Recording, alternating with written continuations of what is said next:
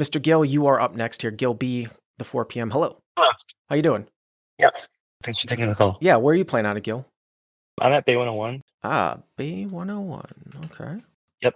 The small blind on the button, right? Yep, exactly. Every game has 3 blinds. Oh, this is the crazy hand with how many? So, all right, set this game up. What is it playing at right now? Right, so it's a Friday night. It's a 2, 3, 5, 20, 40. 2, 3, 5, 20, 40. So Yeah. the 2 is on the button. The 3 is the small blind. The 5 is the big blind. Now you guys are doing mandatory 20 and 40 from up front. Is that right? Is that the setup? Yeah, that's correct. And the 40 is not on every hand. It's on maybe only half the time. But the 20 is always on. Yeah, the 20 is permanent. And what's the buy-in structure for this game? So it's a 5K cap. Wow, okay. There's no master stack. It's just fully capped at 5K. I'd say mostly the regulars buying for that amount, but So this is their big game. This is the big game. yeah. Well, this isn't the biggest game that runs in the room, actually. Okay. But this is the biggest one that regularly runs. This isn't called the deep stack. Is that Matrix, right? What they call the deep. No, this is deep stack. This is the Bay 101 deep stack. So there's almost always some sort of mandatory straddle on in this 2, 3, 5 game, right? Yeah, the 20 is part of the game. Oh, okay. That's not all right. So this is in essence, we're playing a 10-20 game. In essence, this is a 10-20 game plus 40 some of the time, right? Yeah, exactly. Okay. That's the structure. All right, big game. It's a 5K cap. And how deep are you for this hand? We are 8,000 effective. Oh, okay, this is a big game. All right, so 8K effective. I have played in this game, by the way. Although I haven't played anywhere but Hustler since COVID. All right, so 8K effective. All right, start us off here, Pri. Yeah, so first guy to act under the gun, he opens to 100, 2.5x. Okay. And it folds to me. I'm in the 20, and I have queen 10 of diamonds, and I decide to call. So hero is in the first straddle. Straddle Yep, 1. the 20. Yeah, so hero's in, I'm going to call it the first straddle with queen of diamonds, 10 of diamonds. And this has come from what in essence is the UTG spot to the left of the 40. Now you've got one guy behind you.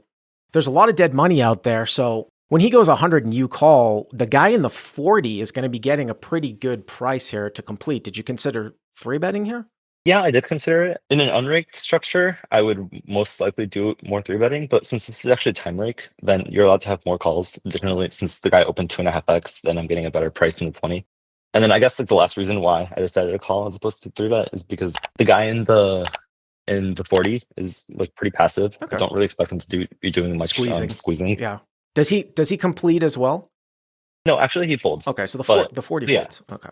I wouldn't mind if he continued, to be honest. But well, it's a little bit harder to realize, right? If he continues, if he calls. So your heads up, anyways. It's a tight open. I mean, it's not. Again, I've always talked about this in the sense that it's not. Some people look at this like, well, I'll just open in from mid position because that's where I am, and naturally, it's not. It actually shouldn't be as loose as that. It's not. I played in a lot of Texas games where there's 5, 6 blinds, right? And then you don't open necessarily a button range from the button in those spots because you have more unknown hands that you're raising into. So it's slightly different. The $40 fold, so it's heads up between you and the equivalent of the under the gun guy. And it looks like the pot's like 250, right? Yeah, exactly. Okay. I have it 250. Yep. All right. Right, so the flop comes ace of diamonds, queen of hearts, 4 of diamonds. Ace of diamonds, queen of hearts, 4 of diamonds. So you flop a pair and a flush draw, middle pair and a flush draw. Mm-hmm. Okay. And I go ahead and check, and the under the gun player bets 75. So UTG bets 75. So, kind of on the smaller side here of, less than a third, like maybe 30%, 30% of the pot. And you're out of position. You have pair plus flush draw. This is what I was talking about. This actually reminds me a little bit of when we were talking about the lead call, which was more small stakes on the live stream. There's way more incentive to raise like a hand like King Jack of diamonds, King 10 of diamonds than Queen 10 of diamonds in a spot like this. You could do some raising. It is a UTG open though, and I don't think this board's raised like a ton probably against this tight configuration with your combo draw. Did you just call? Yeah, I just called. And also, we're pretty deep, out of position, not necessarily looking to build that big of a pot right now. So you've got the second nut flush draw on a pair on ace, queen, 4, ace of diamonds, queen of hearts, 4 diamonds, hero with queen 10 of diamonds. Yep, I go ahead and call. Yep. And then the turn comes the ace of spades. Ace of spades. The pot's 400 here. Okay. Not a great card for you. Yeah, so I go ahead and check again. And then the under the gun player bets 280. 280. So right around like 3/4 ish. So the pot is 680 and it's 280 for you to call. So you're getting about 2.5 to 1 ish. You have a pair plus flush draw. Now, before anybody says this is all fold, fold, fold, I mean, the fact that he has a queen is blocking the boats. So even if UTG does have an ace, Hero's blocking some of the boats. The other thing too is that just because UTG bets turn doesn't necessarily mean that he's not continuing to structure a bluff here, because this is a situation where, he might get a lot of draws to fold out once the ace comes. So Folding was not something I considered. plus you have some showdown, because the other thing though too, people might not realize is that you can just win. Like if he's going to make a bet here and you call again, he's going to have like some bet give ups, right? Let's say the river's like a black deuce and it just goes check, check and you win, right? It's not like you have like 7-8 of diamonds, I guess is my point, right? Mhm. So UTG bets 280, Hero calls. Here's my question before you tell us what happens here. So now the pot's 560. So the pot's going to be 960. So my question now to you would be, what are you doing? I assume if a queen comes, it's almost always a check. But what are you doing here if you make the front door with a diamond here on the river? I mean, I think it kind of depends on like what diamond it is. If it's a high diamond, I would have to consider. On like a bricky diamond, Like a deuce or something? yeah, I mean that's exactly what comes. Oh, Spoiler, the deuce of okay. diamonds actually comes. Okay. Yeah, so I did briefly consider leading, since we make our flush, obviously, but Yeah. I think our combo specifically doesn't really want to do that much leading.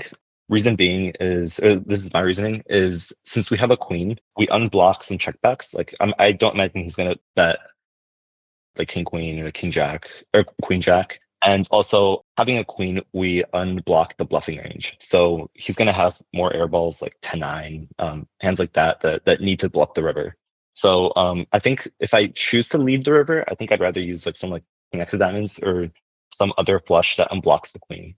That unblocks the queen, and it doesn't necessarily, well, I guess you debate though whether you would get there on the river. I mean, you're not, it's interesting because like if you were in the 40, right, you have a much wider, like you're not calling with king 5 of diamonds in the 20, right, pre-flop, right? But in the 40, you might be. Yeah, right. I do think I'd have like king 10, king jack. Right.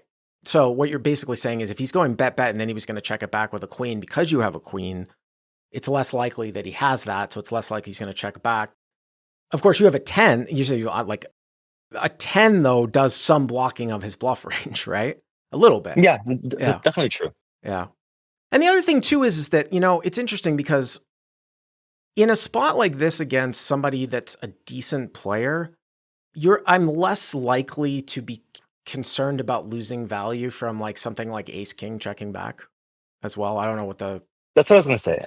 So the villain definitely seems pretty capable. He's a young guy. I've seen him make thin value bets, and there's assuming that I check the river, he's not checking back ace king. Like he's definitely gonna value bet like strong trips, even when the flush comes in. It's if it was like a more like older type that I expect to not value bet thinly, then of course I'd be more prone to leading. But not this guy. So it sounds to me like you checked. Yeah, I decided to check this hand. Okay. And then the villain makes a pretty strange bet. The villain actually bets 250, less than the turn. So right around like quarter pot. So UTG bets 250, which is really small, kind of sort of looking kind of value-y or something like that. Again, it's even kind of rare to see somebody like take something super thin here that's a non-ace. Like if you said, oh, could he do this with like king, queen? The fact that Hero has a queen makes that obviously less likely. And you could look at the suits and how many king, queen suited would be available. There'd be like 2, but even those types of hands get like checked back quite a bit. I mean, I guess once in a while you could make a case for that. But so then the question then becomes, okay, well, this is going to be a lot of what, like ace X, and then am I going to raise here? If he's got some bluffs here that he's under bluffing, or he's got some X, am I going to raise here? And can I get called here from just like an unfull from an unfull ace X. The thing that really jumps out at me here a little bit too, even though you have, and again, we've heard this on the show, if you do raise here for value, you could call it thinly for value, and you block a queen, if he comes back over the top, like if you get 3-bet somehow, like on the river, a lot of times, like with very, very strong sort of second or third nut types of hands, like against straightforward players, you can actually make some pretty sick like raise folds for value and stuff like that. If that were to happen where you raised and then you somehow got 3-bet here, and if the guy was good and these guys play like deep stack all the time, he could put you in some sort of world of a spot here with like actually just trip aces. I mean, I don't want to overthink it, but I'm just kind of thinking ahead here. Like if you look at it and if you open the raising up and you get played back at, he could put you in a really, really difficult spot with a non-flush trip aces. And I don't know if you can fold with a queen in your hand. It's like, so I don't know, it's like one of those things where we think about this and we're like, well, this equation is, well, can I raise here and get called by worse? But you always have to, factor in the fact when playing deep, you're going to open the betting back up. And in this particular case, different from last hand that I talked about, you might want to think about that ahead and figure out what your response is going to be before you do it, before you open it back up for a raise.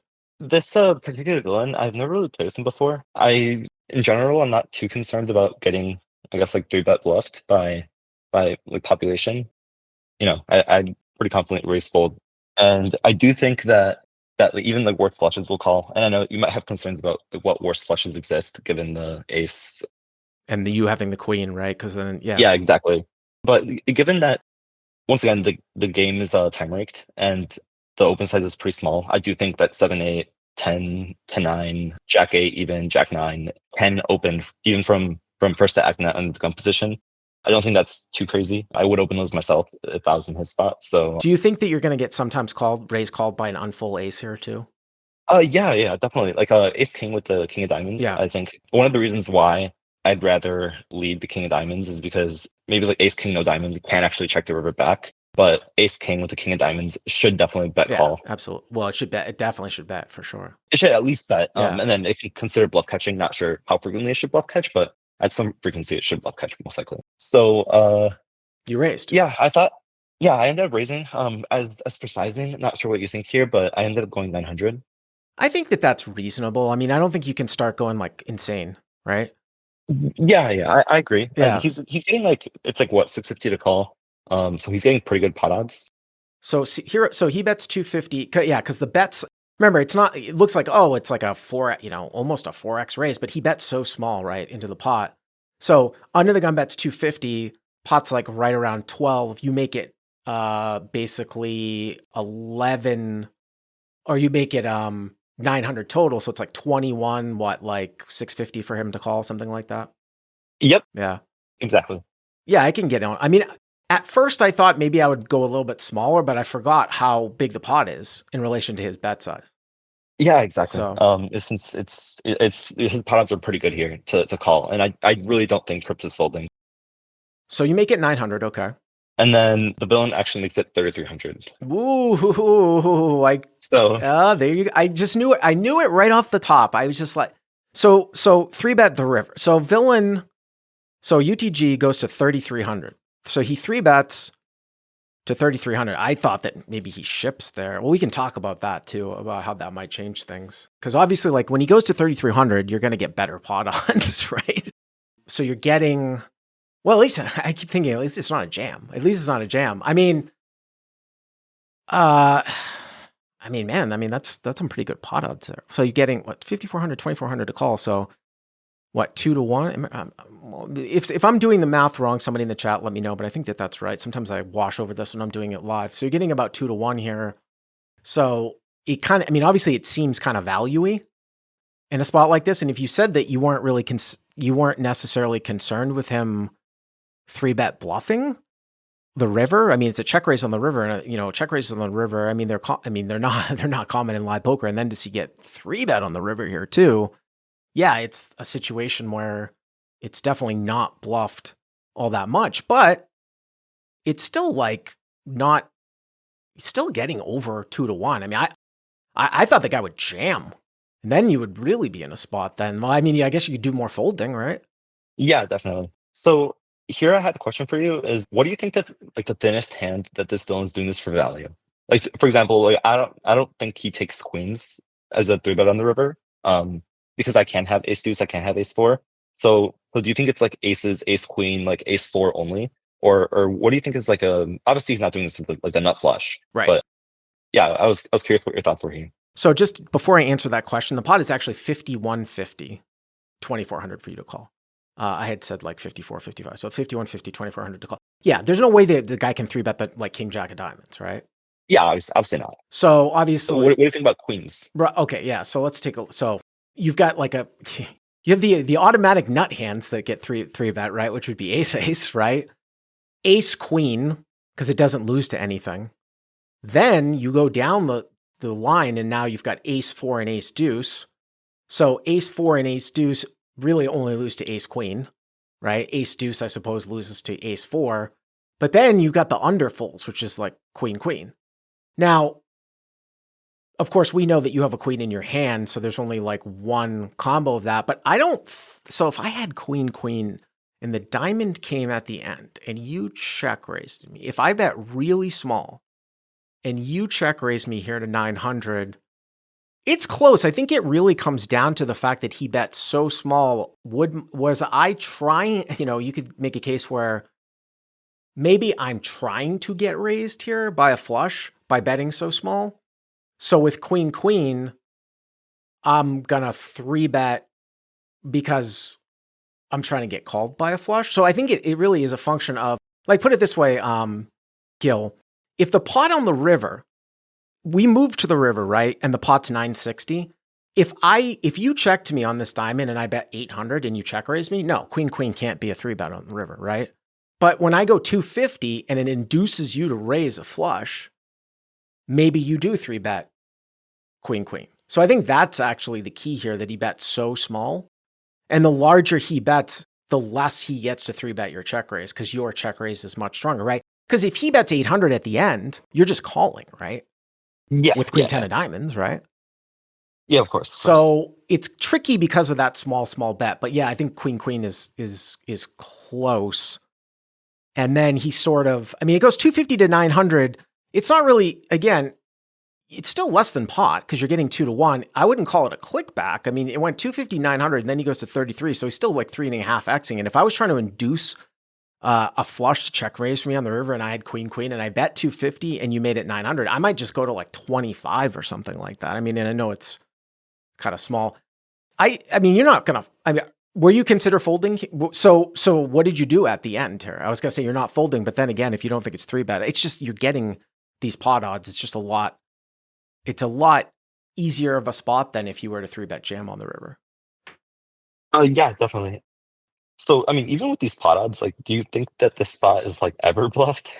Well, it's a weird situation though too, because you would think a bluff would be, he would rip it. Like this might be one of those weird ones where you might think more, oh God, like if he ripped it here, and now all of a sudden he's just doing it with like, he's either got a bluff or he's really polar, and I've got a queen in my hand, right?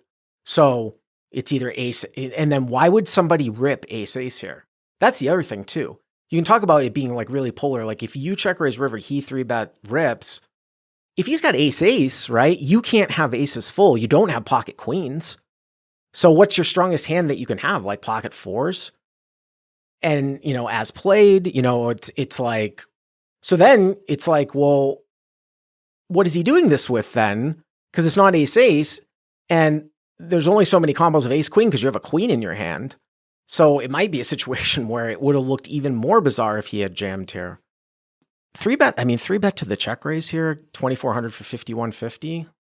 Yeah, sure. There would definitely be some guys that I would fold here too. And again, it would take a special type of player. I would need to check raise this, have the guy call with worse, and then be comfortable folding to the three bet. Well, do you want to reveal? Sure, absolutely.